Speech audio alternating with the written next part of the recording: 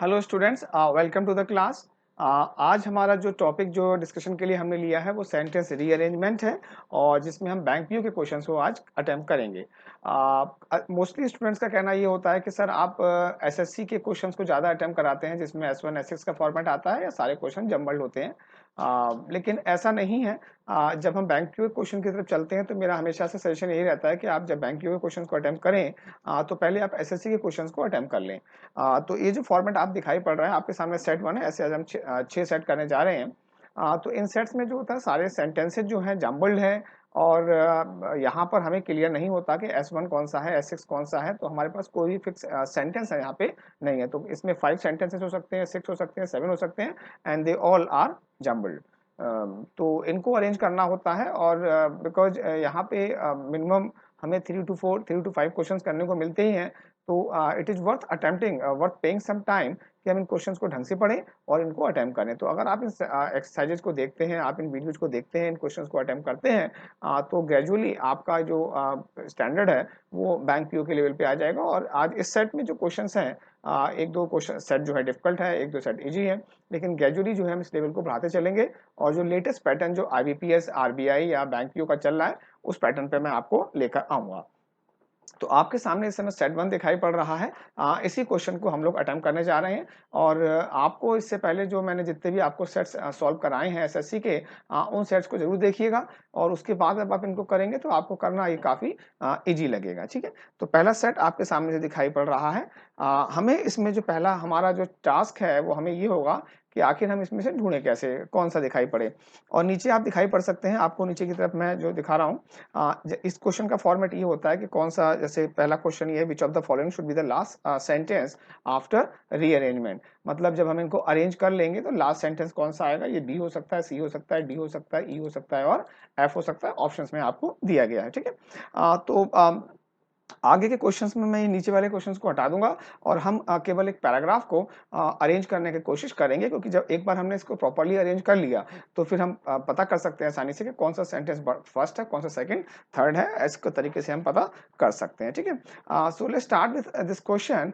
और हम एक बार जैसा कि स्कैनिंग करते हैं और जिसको कि हम जानते हैं, स्कैनिंग करते हैं और देखते हैं कौन सा सेंटेंस यहाँ पे स्टार्ट कर सकता है, कौन सा सेंटेंस स्टार्ट नहीं कर सकता। सेम चीज़ फॉलो करनी है हमको और इसके लिए आपको 2017 और 18 के क्वेश्चंस को प्रॉपर्ली एसएससी वाले कर लेना चाहिए और तब आप स्टार्ट करेंगे तो हम इसको बहुत अच्छे स्टैंडर्ड तक हैंडल कर सकते हैं। ठीक है, और देखते हैं। एज ए रिजल्ट, ए बोलता है as a result the non stop tensions and anxieties at work often result in health related problems.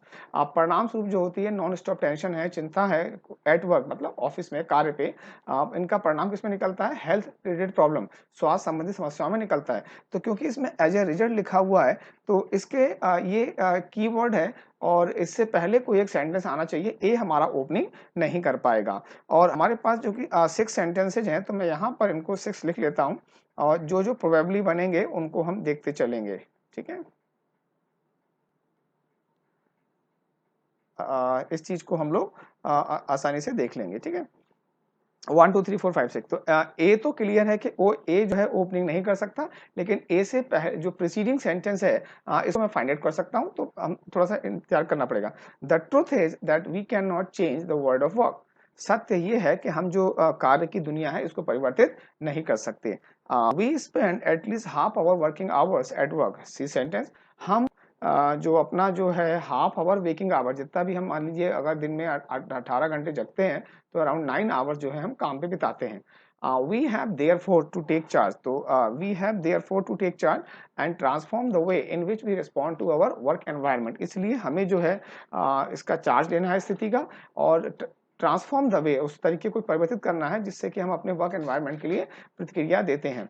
अगर आप इस क्वेश्चन को ढंग से देखें, इस पैराग्राफ को ढंग से देखें तो ये डी सेंटेंस जो है एक प्रकार का सोल्यूशन है किसी प्रॉब्लम का और प्रॉब्लम आपको दिखाई पड़ रही है नॉन स्टॉप टेंशन और एंजाइटी यहाँ पर दिखाई पड़ रही है।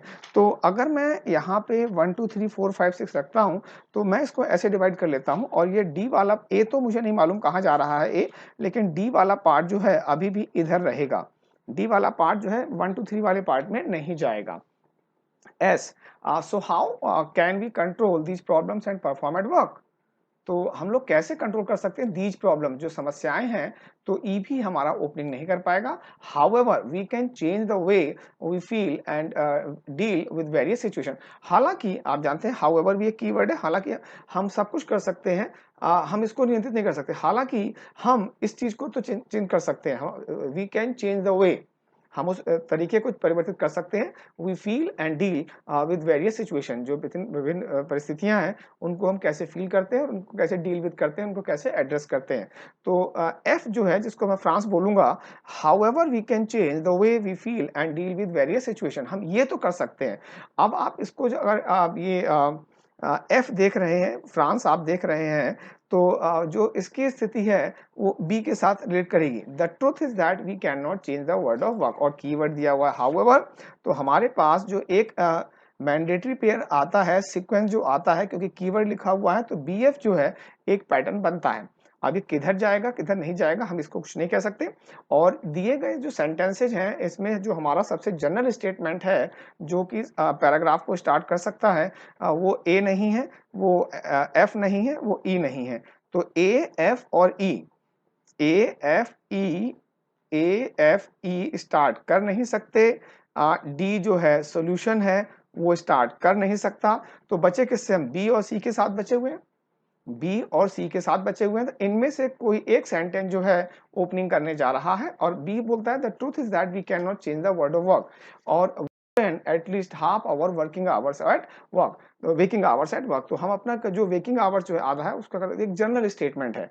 तो हम अब सी के साथ जाएंगे। तो हमारा जो पहला स्टेटमेंट मिलना शुरू हुआ वो सी मिलेगा। सी मिल सकता है हमारा, हमने एक बी एफ और बनाया हुआ है।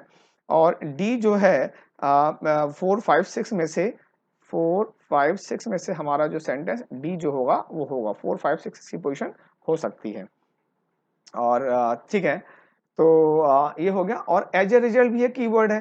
परिणाम स्वरूप हमारे पास जो एंजाइटी है ऑफन एट वर्क, कार्य पर, क्योंकि हम अपना जो वेकिंग आवर्स है उसके आधे तो हम वहां बिताते हैं।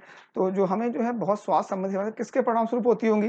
तो ए से प्रीसीड जो है केवल जो है सी ही कर सकता है, क्योंकि हम अपना जो करीब जो है वेकिंग आवर जो है आधे वहां पर बिताते हैं। तो एज ए रिजल्ट आ गया, तो सी के साथ आप ए के साथ जाएंगे। सी के साथ हम ए के साथ गए। अब as a result the non stop tension and anxiety at work often result in health related problem, यहाँ पर आ चुके हैं हम लोग। तो सी हमारा सेट हो चुका है, सी हो गया हमारा, ए हो गया हमारा, ठीक है, ए हो गया। एंड अब हम आते हैं, अभी भी प्रॉब्लम चल रही है, जैसा कि हम लोगों ने एसएससी में भी देखा होगा, पहले हम प्रॉब्लम्स को डिस्कस करते हैं फिर हम सॉल्यूशन की तरफ चलते हैं। ऐसा नहीं होता कि सॉल्यूशन को हम पहले ले लें और प्रॉब्लम को हम बाद में डिस्कस करें।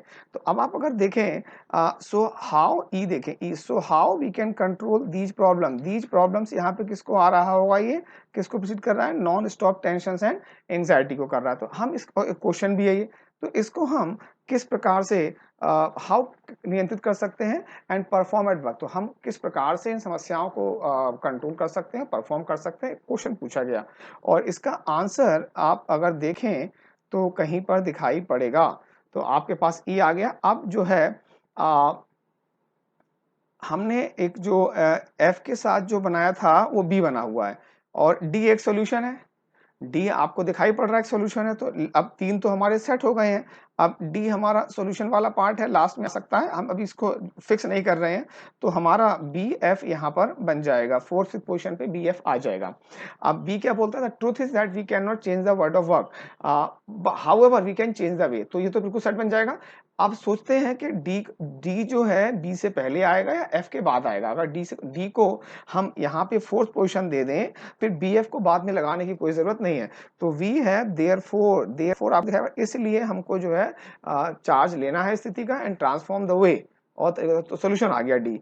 तो हमारा जो एक सेट पैटर्न बन के आता है इस क्वेश्चन सेट का, वो आता है सी ए ई बी एफ और डी।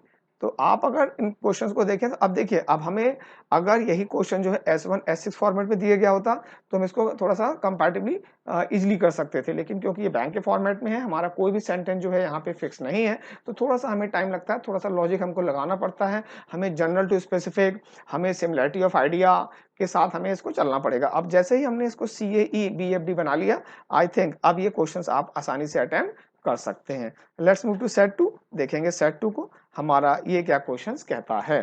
सेट 2 पे जाते हैं। Settlement in real time means the transaction is not subjected to any waiting period.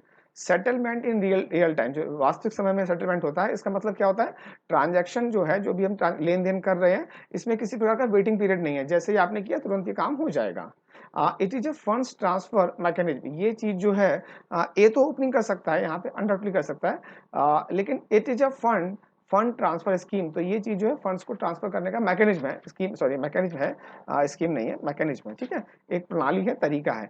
तो बी ओपन नहीं कर सकता, और हमारे पास यहाँ पे 1 2 3 4 5 6, तो हमारे पास फिर से 6 सेंटेंसेज हैं, तो लेट्स राइट देम डाउन 1 2 3 4 5 6, ठीक है। तो बी तो ओपनिंग करने के लायक नहीं है, बी ओपन नहीं करेगा। मोर ओवर कीवर्ड के साथ आया हुआ है, इसके साथ ही साथ as the money transfer take place in the books of RBI, as the money transfer takes place in the books of RBI it is final and irrevocable, क्योंकि जैसे ही मनी ट्रांसफर होती है ये आरबीआई के अकाउंट में भी आ जाता है, आरबीआई के बुक्स में आ जाता है, इसलिए ये फाइनल है और इररिवोकेबल है, अब इसको कैंसिल नहीं किया जा सकता। तो कीवर्ड हमारे पास है, तो बी सी ओपनिंग नहीं कर पाएंगे। अभी ए बचा हुआ है, the acronym RTGS stands for real time gross settlement, real time gross settlement. अब आपको मालूम होगा, जैसा कि आपको बताया जा चुका है कि जनरल स्टेटमेंट जो है पहले आता है, तो एक्रोनिम जो है RTGS stands for real time gross settlement. ये एक आरटीजीएस कैसे किया जाता है, इस चीज को बताने के लिए पैराग्राफ लिखा गया है। While gross settlement means that transaction is settled, ई पढ़ रहे हैं, वाइल ग्रॉस सेटलमेंट, तो ई भी ओपनिंग नहीं कर सकता, डी जो है ई को प्रीसीड तो करेगा। तो अब डी और ई के बीच में क्या आएगा मुझे नहीं मालूम, तो डी जो है एक जनरल स्टेटमेंट है, पूरी थ्योरी को स्टार्ट करता हुआ दिखाई पड़ रहा है। एंड फ्रांस और पढ़ लेते हैं, the transfer of funds take place on a real time and gross basis.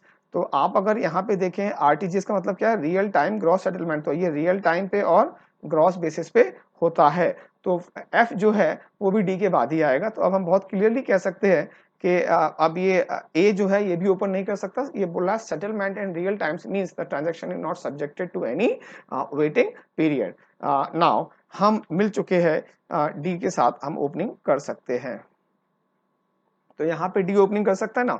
The acronym RTGS stands for real time gross settlements.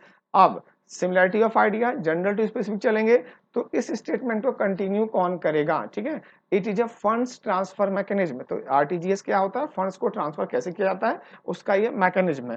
तो डी के बाद हम बी को यहाँ पे पुट करेंगे, क्योंकि इसी को ये एक्सप्लेन कर रहा है ना। अब यहाँ पे थोड़ा सा प्रॉब्लम होगा, तो फंड ट्रांसफर की बात हो गई, तो फंड ट्रांसफर कैसे होता है वो बताया जाएगा। तो फंड ट्रांसफर को अगर आप देखें, तो एक तो आपको ए में दिखाई पड़ रहा होगा और एक एफ में दिखाई पड़ रहा होगा।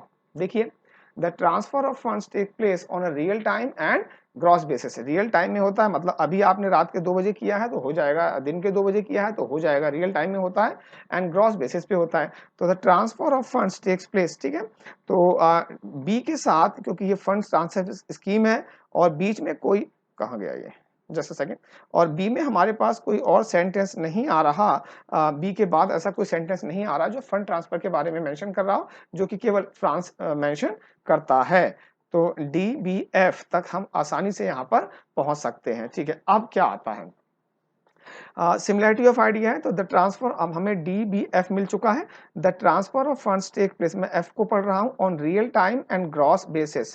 तो अब हमें इससे रिलेटेड कोई पार्ट दिखाई पड़ना चाहिए। डी बी एफ तो आ चुका है, इसका मतलब हमारे पास क्या बचा हुआ है, ए बचा है और ई बचा है, और ए बच गया मेरे पास, ई बच गया मेरे पास, और सी बच गया मेरे पास, ये सारे बचे हुए हैं, ठीक है। मोर ओवर, ठीक है ठीक है ठीक है ठीक है, हो जाएगा, आ जाएगा। तो डी बी एफ तो आ चुका। अब हम कहाँ पे जाते हैं, the transfer of funds take place on real time and gross basis. तो अब हमारे पास बचता है सी, ए और ई, ये बचे हुए हैं। ए क्या हम पढ़ चुके हैं, settlement in real time means the transaction is not subject to waiting period, बिल्कुल बन सकता है।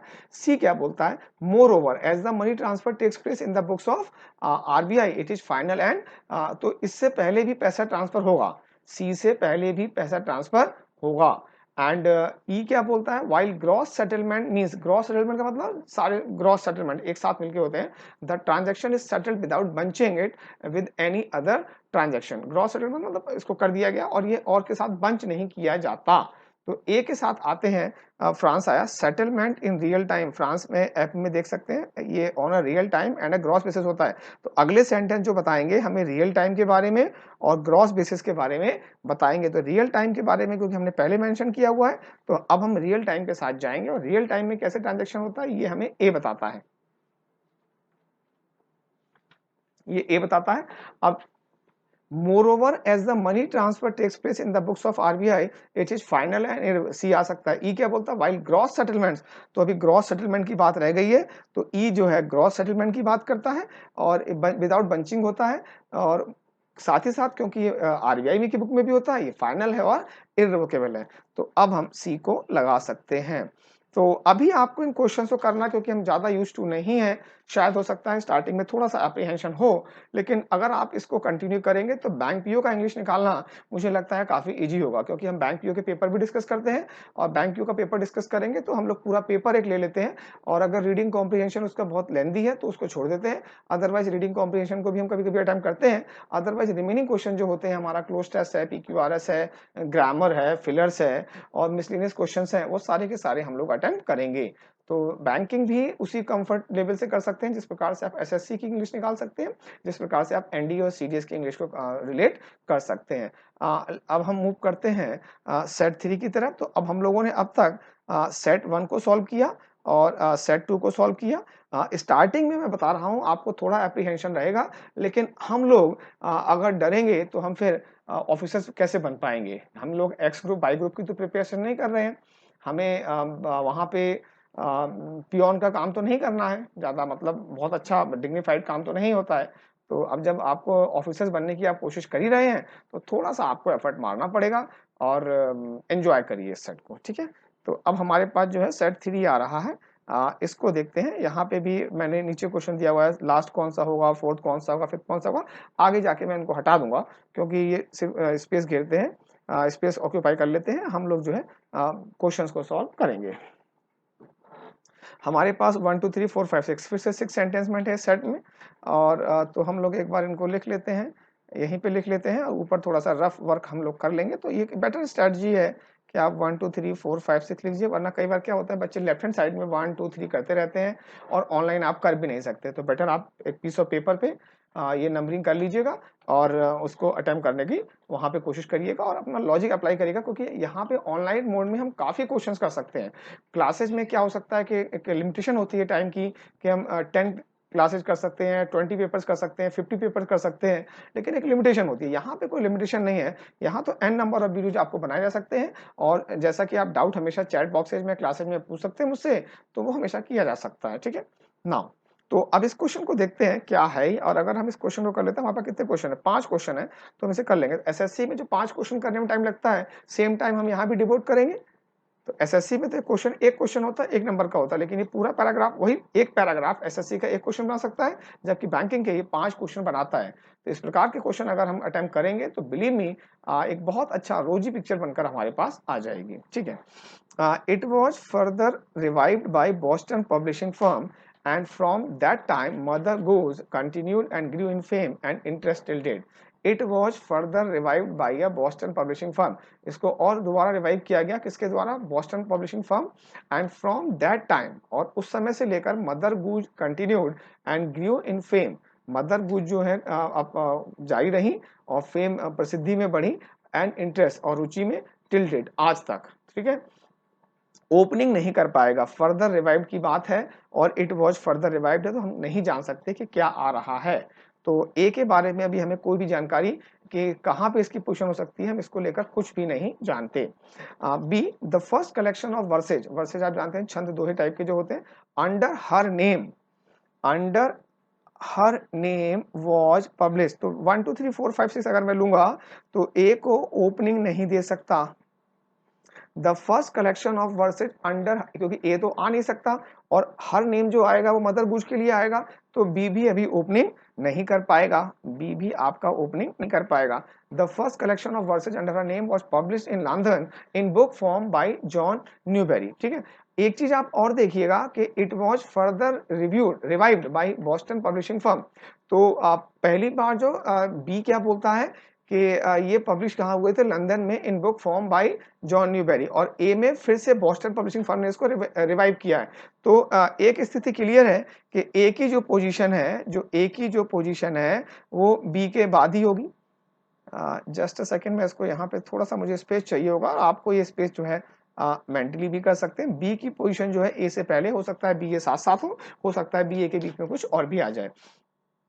These were known long before they were designated as mother goose rhymes. These were known long before they were designated. जब हमने इनको mother Goose rhymes कहा उससे पहले से ही ये जाने जाते थे। तो क्या जाने जाते होंगे, वर्सेज की बात हो रही है, वर्सेज की बात हो रही है ना यहाँ पे, ये वर्सेज है, तो सी भी ओपनिंग नहीं कर पाएगा, नहीं कर पाएगा। Some rhymes can be traced to popular ballads. जो राइम जानते हैं आप, नर्सरी राइम्स, पोएम्स होती हैं, कई प्रकार के राइम्स होते हैं, तो आप ट्रेस कर सकते हैं इनको, कहाँ पे कर सकते हैं, पॉपुलर बैलेट्स हैं, सॉन्ग्स जो हैं, फोक सॉन्ग्स हैं, and games, political satire, ancient proverbs, cries of street vendors, real और लेजेंडरी इवेंट्स। बहुत जनरल स्टेटमेंट है, तो राइम्स को हम कहाँ से ट्रेस कर सकते हैं, क्रोनोलॉजिकली भी ये ओपनिंग करने के लायक है। सबसे पहले ये आएगा, तो राइम्स की पहले कहाँ से राइम शुरू हुए इसकी बात कर रहा है, और फिर बाद में मदर गूज के राइम्स की बात हुई है। तो बी, सी और ए, जो हमारे पास तीन स्टेटमेंट आए हैं, ए की जो डी की पोजीशन है, बी सी ए, अब इसमें सी की पोजीशन क्या होगी मैं नहीं जानता, सी इधर भी हो सकता है, बी से पहले, बी के बाद भी हो सकता है, लेकिन ये क्लियर है कि डी की पोजीशन तो इन सबसे पहले है, बी सी ए से पोजीशन जो है डी की पहले है। About 25 years later the book was reprinted. अब आप देखिए, तो book was reprinted and book was अगर ये रीप्रिंट हुई है इसमें ई में हुई है, about 25 years later the book was reprinted in the United States in Worcester Massachusetts, Worcester and Massachusetts में हुआ है ये। तो पहला कलेक्शन कहाँ पे हुआ था, ये बी में हुआ था, तो बी, ए और ई ये मैंने लिया, and it was further revived by, तो पहले एक बार दोबारा प्रिंट हुआ, फिर रिवाइव होगा, रिवाइव किया जाएगा बॉस्टन पब्लिशिंग फर्म, और तब से अब तक ये फेमस है। तो ए अभी भी पहले नहीं आ पाएगा, तो एक प्रोबेबल मैंडेटरी पेयर जो हमारा बनता है वो बनता है बी ई ए, और हम लोग जो ओपनिंग कराएंगे वो कराएंगे अब डी से। एक बार एफ को और देख लेते हैं, इनफैक्ट अंटिल द, इनफैक्ट वास्तव में ये वैसे भी ओपनिंग नहीं कर सकता, ओपनिंग हमें क्लियर है कि हमें डी से ओपनिंग करनी है, और हमें ये भी क्लियर है कि बी ई ए, अब ये कहाँ जाएंगे ये अभी देखना पड़ेगा, लेकिन बी ई ए वाला पार्ट भी हमें क्लियर है। तो in fact until the 18th century mother goose did not have a name in print in English literature. वास्तव में मदर गूज का तो कोई नाम ही नहीं था। नाउ अब सम राइम्स कैन बी ट्रेस, तो 18th century तक तो मदर गूज का किसी ने नाम ही नहीं सुना था, और बाद में उनको ये बोल दिया गया कि ये देखिए सी, देखिए these were known long before they were designated as Mother Goose rhymes, तो बाद में इनको मदर गुज राइम्स कहा गया। तो पहले हम ट्रेस करेंगे, और ट्रेस कर लिया हम लोगों ने, अब दीज वर नोन, तो ये सम राइम्स की बात देख रहे हैं आप, तो दीज वर नोन, अभी तो मदर हुआ क्या, पूरी कहानी क्या निकल के आती, कुछ राइम्स है, कहाँ से इनकी ओरिजिन हुई ये बताने की कोशिश करेंगे डी में। उसके बाद ये सी बताता है कि ये काफी, हम इन राइम्स को काफी लंबे समय से पहले से जानते थे, जब हमने इनको मदर गुज राइम्स कहा उससे काफी समय से पहले से हम इन राइम्स को जानते थे। वास्तव में इनफैक्ट एक कीवर्ड है, इनफैक्ट वास्तव में mother 18 until the 18th century, 18वीं शताब्दी तक मदर गूज का तो कोई नाम ही नहीं था प्रिंट में, अब फिर प्रिंटिंग हुई है, तो डी के साथ आप सी लगाइए, बिल्कुल बनेगा, और फिर फ्रांस लगाइए, अब जो नाम आ गया, तो पहले कलेक्शन, पहली बार जो है कलेक्शन हुआ, फिर ये दोबारा हुआ 25 साल बाद हुआ, और इट वाज फर्दर रिवाइव। तो ए जो हमने बनाया था बी ई ए, वो आपका ये निकल के आता है बी ई ए, तो D C F B E A आपका एक सही पैटर्न होगा। पहला सेंटेंस है D C F B E A. आप इनको बहुत आसानी से, अब ये क्वेश्चन जो 5 क्वेश्चन दिए गए हैं, जैसे लास्ट सेंटेंस है, लास्ट सेंटेंस में क्या है, ए है, तो हमारा इसका आंसर क्या हो गया, ए हो गया। Which of the following is the fourth sentence, 1 2 3 4 B है, तो फोर्थ में बी देखिए, ये आंसर रहा। फिफ्थ कौन सा है, ई सेंटेंस है, फिफ्थ में ई सेंटेंस, आंसर ये रहा। फर्स्ट कौन सा होगा, डी है, तो डी आंसर होगा। एक्चुअली जब भी अगर आपको पीक्यूआर सेंटेंस रीअरेंजमेंट कर रहे हैं बैंक पीओ में और आपके पास टाइम बहुत कम है, तो पहला सेंटेंस आसानी से मिल जाता है। तो अगर क्वेश्चंस में आपको दिखाई पड़ रहा है कि फर्स्ट सेंटेंस पूछा गया, जनरल स्टेटमेंट होता है, अगर आप प्रैक्टिस करेंगे तो आसानी से मिल भी जाएगा। और फिफ्थ क्वेश्चन है, सेकंड कौन सा होगा, सेकंड में हमारे पास सी आ रहा है, तो सी देखिए किस ऑप्शन में है, थर्ड में है हमारे पास, तो सी हो जाएगा। तो इस प्रकार से आप इन क्वेश्चंस को भी अटेम्प्ट कर सकते हैं। तो अब तक हम लोगों ने 3 सेट अटेम्प्ट किए आज के इस पेपर में। सेट 1 हमारा हो गया, और सेट 2 हो गया, और सेट 3 हो गया, ठीक है। ये सेट्स आपके ग्रुप में भेज दिए जाते हैं, तो वहां पे आप इनको अटेम्प्ट कर लीजिए एक बार, और फिर आप मेरे साथ करिए, तो और कुछ दिनों के बाद इनको फिर से अटेम्प्ट करिए, और ग्रेजुअली आपका जो सबकॉन्शियस माइंड है बिल्कुल अवेयर हो जाएगा इस तरीके से कि इन क्वेश्चन को कैसे अटेम्प्ट किया जाता है। Let's move to set 4। ठीक है, सेट 4 आपके सामने दिखाई पड़ रहा है, नीचे के क्वेश्चन आपको दिखाई पड़ रहे होंगे। चलते हैं हम सेट 4 पे।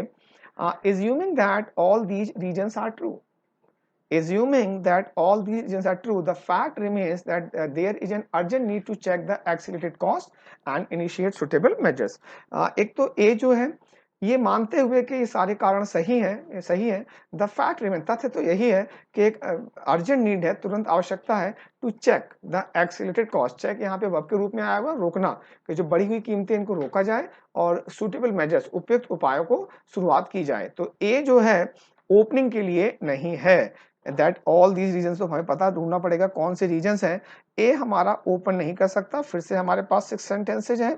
बेटर तरीका जो मैं आपको बता रहा हूं, आप पीस ऑफ पेपर पे लिख लिया करिए, और इनको जो बैंक के स्टूडेंट्स हैं, या एसएससी में आपने देखा होगा 2017 CPO, sorry 17 CGL and 18 CGL में यही पैटर्न आया, 4 सेंटेंस से इनको आपको अरेंज करना था। तो अब सारा सेट जो है इंटरमिंगल सा हो गया है, और बैंकिंग ने थोड़ा सा इसको और एक अच्छे लेवल पे ले गए, जिस लेवल पे हम इसको लेकर चलेंगे, ग्रेजुअली हम उस लेवल पर जाएंगे, ठीक है। सेट 4, ठीक है। Some people attribute it, B पढ़ रहे हैं, सम पीपल एट्रीब्यूट इट, कुछ लोग इसका श्रेय देते हैं, to the increasing greediness among the medicos. जो मेडिकोज का मतलब डॉक्टर्स हैं, तो जो मेडिकल प्रोफेशन से रिलेटेड हैं, उनके अंदर जो बढ़ती हुई जो लालच है, लालच को इसका श्रेय देते हैं। तो क्या, किस चीज का श्रेय देते हैं, सम पीपल एट्रीब्यूट, आई एट्रीब्यूट, एट्रीब्यूट को मैं समझा सकता हूँ, एट्रीब्यूट का मतलब क्या होता है, श्रेय देना किसी चीज को। आई एट्रीब्यूट, मैंने लिखा I attribute my success to my parents. वैसे तो ये वोकैब का सेशन नहीं है, यहीं पर आप एक वर्ब और ला सकते हैं, एस्क्राइब। इसका मतलब होता है मैं अपनी सफलता का श्रेय अपने माता पिता को देता हूं। साथ ही साथ आप ये कह सकते हैं, I attribute my failure to my poor planning, मैं अपनी असफलता का श्रेय अपनी इम्प्रॉपर प्लानिंग को देता हूं। तो वहां पे आपके पास 2 वर्ब्स हैं, एट्रीब्यूट और एस्क्राइब। तो किस चीज को श्रेय दे रहे हैं, है ना। तो बी अभी भी स्टार्ट नहीं कर पाएगा।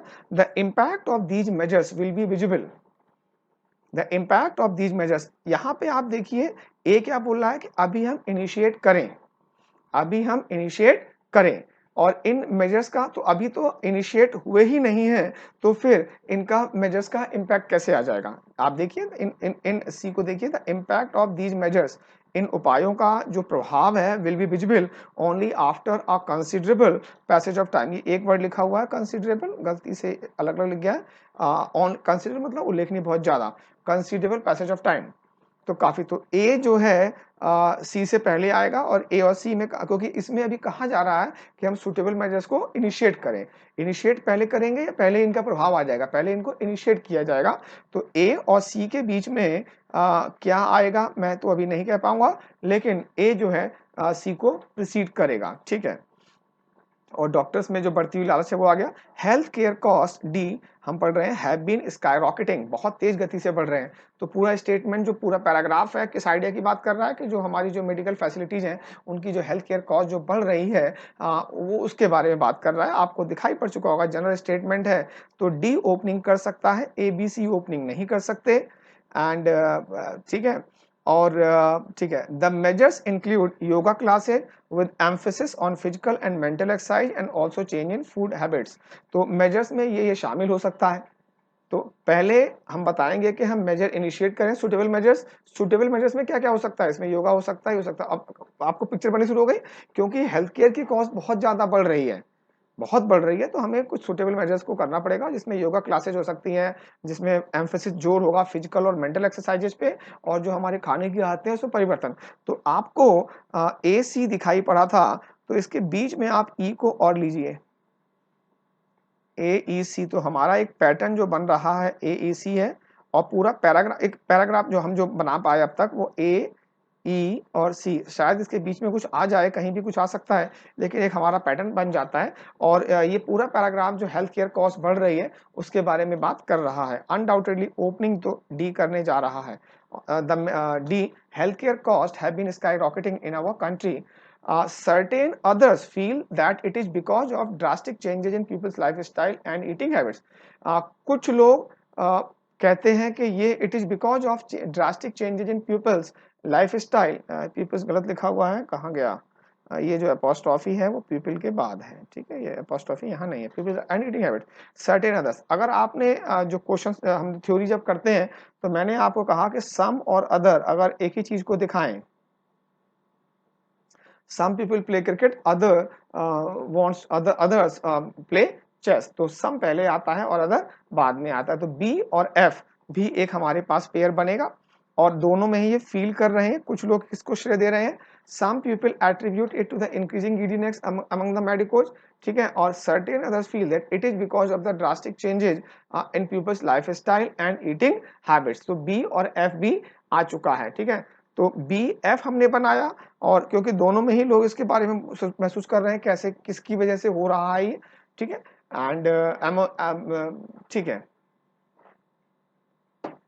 और बी एफ आ गया। तो क्या क्या है, सम पीपल क्या कहते हैं, इंक्रीजिंग ग्रीडीनेस अमंग मेडिकोज। तो एक तो ये हो गया कारण, दूसरा क्या हो गया, drastic changes in people's lifestyle and habit. तो ये कारण क्या है कि ड्रास्टिक चेंजेज हैं और इंक्रीजिंग ग्रीडीनेस है, जो बी और एफ में दिया गया है। अब आपको दिखाई पड़ गया होगा बी एफ। अब ए देखिएगा, assuming that all reasons are true, ठीक है भाई, सारे रीजन सही है। तो बी एफ ए, ठीक है, बी एफ ए बना, और डी हमारा ओपन कर चुका है, बी एफ ए बना, और ए के बाद ए ई सी आ चुका है। तो अब जो हमारा पैटर्न बन के आता है, डी आता है, बी आता है, एफ आता है, और हमने क्या बनाया, ए ई सी बनाया, एक हमने बनाया ए ई सी, ठीक है। आप लोग क्वेश्चंस करते हुए रीजनिंग के क्वेश्चंस भी काफी करते होंगे, और ऐसे क्वेश्चंस करने के लिए थोड़ा सा आप जो सुडोकू आता है ये खेलिए, थोड़ा सा लॉजिकल पजल्स को सॉल्व करिए। अगर आप बैंकिंग की तैयारी कर प्रिपरेशन कर रहे हैं तो पजल्स को सॉल्व करना रेगुलर बेसिस पे, चाहे आपके टीचर ने आपको असाइनमेंट दिया नहीं दिया, आप अपने आप से क्रिटिकल रीजनिंग को सॉल्व करिए, assumption based question, inference based questions को अटेम्प्ट करिए। तो ये आपको काफी मैनेज करेंगे कि आप इस प्रकार के क्वेश्चन को अटेम्प्ट कर पाए, ठीक है। तो इस वाले सेट को हमने पकड़ा काफी है, और इसके लिए हमारे पास एक बार मैं इसको यहाँ से सारा एलिमिनेट कर देता हूँ, सारा इसको इरेज कर देता हूँ। हम इस क्वेश्चन को एक बार फिर से देखेंगे। ये एस्क्राइब को तो रहने देते हैं,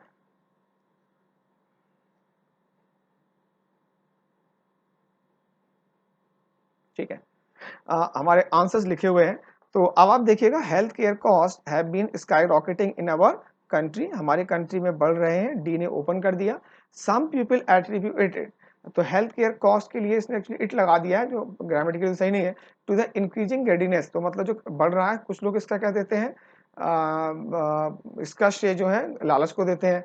certain others feel that it is because of drastic changes, कुछ लोग इसको करते हैं कि जो कॉस्ट बढ़ रही है वो ग्रीननेस की वजह से तो है, साथ ही साथ जो है पीपल का जो लाइफ स्टाइल है और ईटिंग हैबिट्स है उसकी वजह से है जो कॉस्ट बढ़ रही है। तो डीबीएफ बनाया A, assuming that all the reasons are true, ये मान लिया कि सारे सही हैं, लेकिन चीज तो ये है कि भैया बढ़ी कीमत को कम किया जाए और सुटेबल मेजर्स को हम लोग शुरू करें। सुटेबल मेजर्स में क्या क्या हो सकता है वो हमें ई ने बताया। The measures include yoga classes with emphasis on physical and mental exercises and also change in food habits. ना अब देखिए सी, देखिए the impact of these measures. तो जो सी है, the impact of these measures आपको दिखाई पड़ चुका है कि इनका जो प्रभाव है काफी लंबे समय के बाद काफी उल्लेखनीय समय के बाद आपको दिखाई पड़ेगा।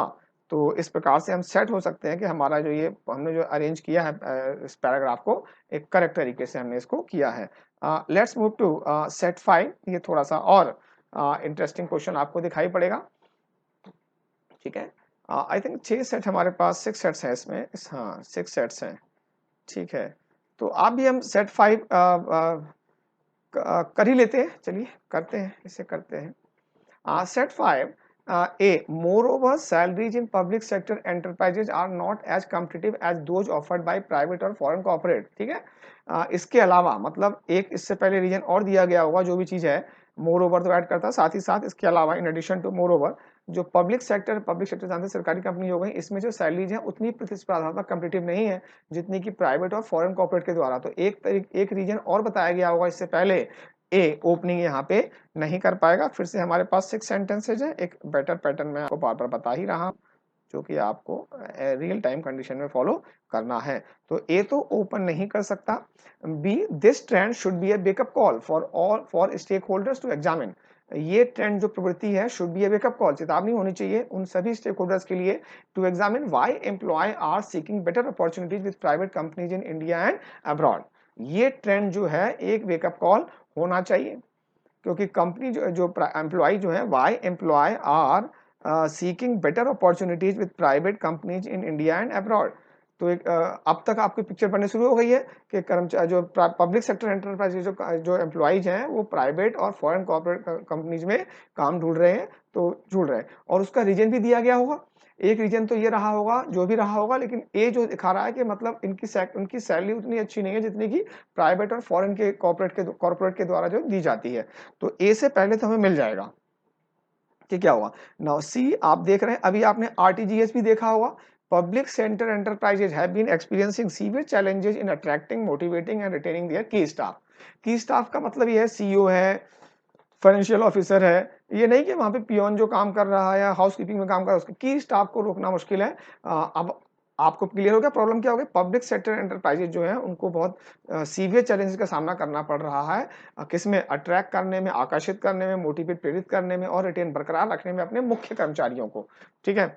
सी एक ओपनिंग के लायक बनता है, ए बी नहीं बनते। And having identified these as the reasons, having identified these as the reasons why employees leave PSE, it is important to empower stakeholders to find ways to remedy the situation। तो अब ये देखिए थोड़ा सा solution की तरफ भी चला कि मतलब इन रीजंस को ढूंढ लिया। तो एक रीजन तो ए में है और डी से पहले जो है, अभी डी और ए के बीच में कुछ आ सकता है, एक तो ए रीजन देगा और ए से पहले भी कोई एक रीजन देगा कि एक कारण होगा। ई देखिएगा क्या बोल रहा है, one reason is that young employees lured away by private firms are more willing to undertake professional risk.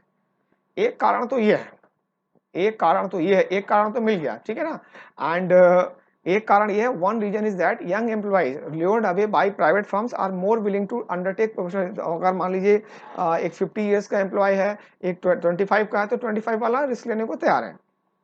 एक रीजन तो ये है, तो मतलब किस चीज का रीजन है हम नहीं कह सकते, लेकिन इसके बाद ए तो आएगा। तो ई, ए और डी, और डी में क्योंकि सॉल्यूशन है कि अब डी का लास्ट पार्ट पढ़िएगा, हैविंग शुरू से पढ़ रहे हैं हम इसको स्टार्टिंग से, having identified these as the reasons why employees leave PSE. ये चीज इंपॉर्टेंट, आवश्यक ये है टू एम्पावर स्टेक होल्डर्स को हम शक्ति दें to find ways to remedy the situation, की स्थिति का हम जो है सोल्यूशन निकाल सकें। तो डी तो सॉल्यूशन है और ये नहीं होगा। ई जो है आपका आ सकता, employees in specialist roles especially have become increasingly difficult to retain. तो एक प्रॉब्लम तो आई थी कि वो ना तो इनको अट्रैक्ट कर पा रहे हैं, मोटिवेट कर पा रहे, रिटेन कर पा रहे हैं, एक प्रॉब्लम ये आई। और जो स्पेशलिस्ट रोल के हैं, मतलब फाइनेंस के हैं, मैनेजमेंट के जो लोग हैं, इनको रिटेन करना भी मुश्किल है। तो ये प्रॉब्लम जो है सी के साथ जाएगी। तो सी और एफ आपके साथ, क्योंकि प्रॉब्लम की शुरुआत बता रहे हैं, तो सी और एफ आ गया। और हमने इधर ई ए डी भी बना रखा है, और डी में क्योंकि सॉल्यूशन वाला पार्ट है इसलिए ये लाइकली है, मैं ऐसा नहीं कह रहा कि लास्ट में ही जाएगा, लेकिन अभी हमें देखना पड़ेगा कि सी एफ हमें मिल चुका है, ए मिल चुका है, बी रह गया। बी देखते हैं, this trend should be a wakeup call. This trend क्या है कि ये ना तो इनको सीवियर चैलेंजेस हो रहे हैं ढूंढने में जो हो रहा है, और दूसरा स्पेशलिस्ट रोल के कर्मचारियों को बरकरार रखना भी बहुत मुश्किल है। This trend should be a wakeup call for stakeholders. To examine why employees are, but क्यों, मतलब एक वेकअप कॉल है भाई, जा क्यों रहे पता करिए। तो ये भी प्रॉब्लम का पार्ट है, और इसके लिए इससे अब जो है हम सॉल्यूशन निकालेंगे। तो अब हम जो है having identified these reason as the reason, तो वो डी वाले जो रीजन्स हैं वो आपके ई और ए में दिए हुए हैं, तो बस डी वाला ये आ गया और ई ए आपका ये आ गया। तो अगर मैं गिव अप ना करूं, अगर मैं घर से निकला हूं कि मुझे ये पेपर क्वालिफाई करना है, मुझे ये पेपर सॉल्व करना है, तो I don't see any reason why you should not be able to solve such questions when I am helping you out solving such questions with accuracy. Initially it might take some time, initially it might scare you, but don't get scared. आपको इनको attempt करना पड़ेगा और आपको इनको handle करना पड़ेगा। Last set हम लोग और कर लेते हैं, ये थोड़ा सा लेंथी सेशन होगा, but I hope you are going to enjoy it. तो लास्ट सेट मेरे पास आता है, वो देखते हैं हम लोग। Set 6. She follows the footsteps of other renowned female politicians like Chile's Michelle Bachelet and Germany's Angela Merkel. She जो है, ये जो है जो मिशेल है, चिली की जो मिशेल है और जर्मनी की जो एंजेला है, इनके फुटस्टॉप्स को फॉलो करती है। तो अभी तो ये शी किसके लिए है हम नहीं कह सकते। जनरल स्टेटमेंट जो है ओपनिंग करेगा। Women are also rising to the forefront in other parts of the government. तो आपने ए में देखा होगा जो फीमेल पॉलिटिशियंस हैं, और जर्मनी के एंजेला मार्केल के बारे में आप जानते हैं, वहाँ के हेड हैं वहाँ के, और मिशेल बैचलेट भी होंगे। And women are also rising to the forefront in other parts of the government. तो ना तो ए ओपन कर पाएगा ना बी ओपन कर पाएगा, 6 सेंटेंसेस हमारे पास दिए गए हैं। ए और बी यहाँ पे ओपन नहीं कर सकते, ए और बी ओपन कर नहीं सकते, तो ए और बी को मैं यहाँ पे थोड़ा होल पे डाल रहा हूँ। एंड सी आप, and this leadership can be seen, और इस नेतृत्व को आप देख सकते हैं in the growing number of women, महिलाओं की बढ़ती संख्या में, who are becoming political leaders, and the most recent being Dilma Rousseff, who took over Brazil first women president, and this leadership can be seen. ठीक है, and she follows the footsteps. तो ये हमारा जो सी है, और ए में आप देखें सी जो है इन्हीं के लिए आ रहा होगा, क्योंकि ये मिशेल के लिए और एंजेला के लिए तो नहीं आ रहा है। तो जो ए है, ए जो है, ए से पहले सी आएगा, और इसके बीच में कुछ आ सकता है नहीं आ सकता है वो बाद में देखा जाएगा। एक तो हमें मिलता है, और ये तो अब तो दिखाई पड़ रहा होगा, ये जो पैराग्राफ है विमेन एम्पावरमेंट के बारे में बताना चाह रहा है, और किस प्रकार से जो विमेन है वो कंट्री के हेड बन रहे हैं उसके बारे में बता रहा है। तो फिर से हम सी पढ़ेंगे। And this leadership can be seen in the growing number of women who are becoming political leaders, and political leaders बन रही है, इस लीडरशिप को आप देख सकते हैं। एंड दिस लीडरशिप, तो कहीं ना कहीं लीडरशिप की बात है कि लीडरशिप बढ़ रही है।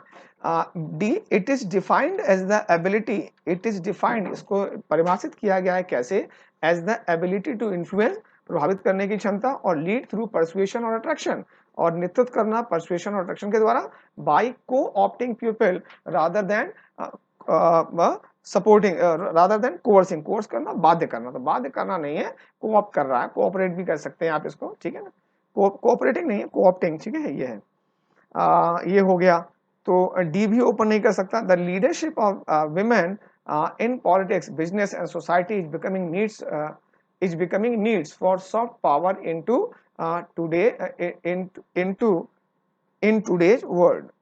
in today's world. So leadership of women in politics, business and society is becoming needs for soft power in today's world. तो पूरा जो जनरल स्टेटमेंट है वो हमारे पास ई है, और अब हम लोग ई को ओपन करा सकते हैं। These trends represent the growing needs for soft power in today's world. F, these trends, कौन कौन से ट्रेंड्स हैं, तो अभी तो कोई ट्रेंड आपको दिखाई नहीं पड़ रहा है, ठीक है, तो F को अभी हम लोग यहाँ पे कंसीडर नहीं कर सकते, लेकिन E हमको मिलता है। तो E से पढ़ते हैं, the leadership of women, politics है, बिजनेस, सोसाइटी, जनरल स्टेटमेंट हो गया, तो ठीक है, E आ गया। E के बाद क्या लगाएं, the leadership of women, and this leadership, similarity of idea, and this leadership can be seen in the growing number of women who are becoming political leaders. तो E के बाद हम लोग जा सकते हैं, जाएंगे C के साथ, और CA में हमने कुछ क्वेश्चन बनाया था, और क्या क्या मिलेगा वो देखते हैं। ये थोड़ा सा एक डिफिकल्ट सेट है।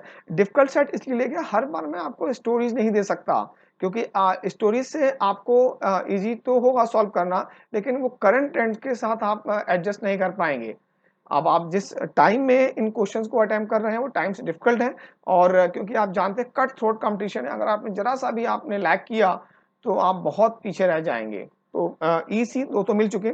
The leadership of women in politics, अब इसमें सी में क्या बात कर रहा है, and the most recent being Dilma Rousseff who took over as Brazil first women president, और ये शी वाला जो है ये जो है इन्हीं के लिए आ रहा है, लेकिन इसी के साथ साथ लीडरशिप को भी डिफाइन किया गया, ध्यान से देखिएगा, it is defined as the ability to influence, तो ये भी लीडरशिप के लिए है, इसको परिभाषित किया था। तो ए, अब हमारे साथ प्रॉब्लम ये है, सी के साथ हम ए लगाएं, सही लगता है, she follows the foot steps, या फिर ए लगाएं और सी लगाएं, और सॉरी डी डी डी में डिफाइन किया गया, सी तो हमारा हो गया, इसी हो गया डी।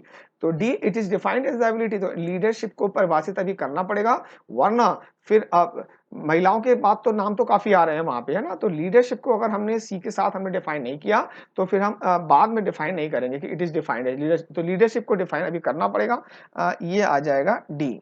और डी के बाद अब it is defined as the ability to influence और लीड थ्रू, तो हमने लीडरशिप डिफाइन कर दिया। अब हम ब्राजील की जो ये प्रेसिडेंट है इनकी बात कर लें, डायना रोसेफ की बात कर लें, and she follows the foot steps of other renowned female politician.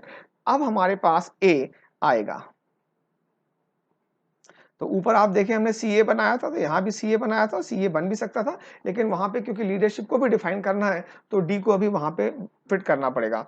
तो हमारे पास ए आ गया, सी आ गया, बी नहीं है, डी आ गया, ई आ गया, तो बी और एफ अब बचता है हमारे पास, बी और एफ बचेगा। तो बी क्या कहता है, तो ए क्या बोलता है, ये एंड दीज ट्रेंड्स रिप्रेजेंट, तो सबको समराइज कर सकता है दीज ट्रेंड्स, तो एफ को हम लास्ट में लगाएंगे और बी को हम इधर लगाएंगे, और ये सेट जो बन के आएगा ये आएगा E C D A B F. तो ठीक है, सेट 6 में हम कर सकते हैं, तो आपको इन क्वेश्चंस को अटेम्प्ट करना काफी इजी होगा। तो अब काम की बात कर लेते हैं। तो इस प्रकार के क्वेश्चंस क्योंकि हम लोग अब इस कंटिन्यू करने जा रहे हैं, हमने पीक्यूआरएस के जो एसएससी बेस्ड क्वेश्चंस हैं काफी सेट हमने अटेम्प्ट कर लिए हैं, तो अब हम जो है बैंकिंग की तरफ चलेंगे, और इसी के साथ साथ हम एनडीए सीडीएस सीडीएस के पैटर्न को भी मैं आपको इंट्रोड्यूस करने जा रहा हूं। तो इन क्लासेस से कनेक्टेड रहिए, आपको ये आपके पास क्वेश्चंस रहते ही हैं, तो आप इनको अटेम्प्ट करिए और पेपर को देखते रहिए, और जैसे ही आपको चांस मिलता है कि आप अपने टैलेंट को एग्जिबिट करें, सबसे पहले लीड करिए, और क्वालिफाई करने की कोशिश मत करिए। जिस पेपर में जा रहे हैं उसमें टॉप 100 या टॉप 200 या टॉप 500 का टारगेट तो लेके चलिए कि सेलेक्ट, अगर आप टॉप 500 को टारगेट करेंगे, टॉप 100 को टारगेट करेंगे, तो सिलेक्शन तो इंश्योर्ड है, सिलेक्शन तो आपका हो ही जाएगा। तो इस होप के साथ कि आपने इस सेशन को एंजॉय किया, और अगर आप मुझे फीडबैक दें अपना कि आप इस प्रकार के सेशंस और चाहते हैं, तो जरूर चैट बॉक्स के थ्रू, कमेंट बॉक्स के द्वारा या क्लासेज में आप मुझे बता सकते हैं। एंड तो इस प्रकार से हमें काफ़ी इंकरेजमेंट मिलता है कि स्टूडेंट्स को काफ़ी इसको अप्रिशिएट कर रहे हैं, और जनरली जो है हम लोग इस प्रकार के क्वेश्चंस को आप नॉर्मल जो फोरम्स अवेलेबल हैं वहाँ पे आपको इस प्रकार ये कॉम्प्रिहेंसिव डिस्कशंस आपको नहीं मिलेंगे। तो इस होप के साथ कि आप मुझे सपोर्ट करेंगे और इन क्वेश्चंस को अटेम्प्ट करेंगे, I would like to thank you for being a part of this session. Thank you very much once again.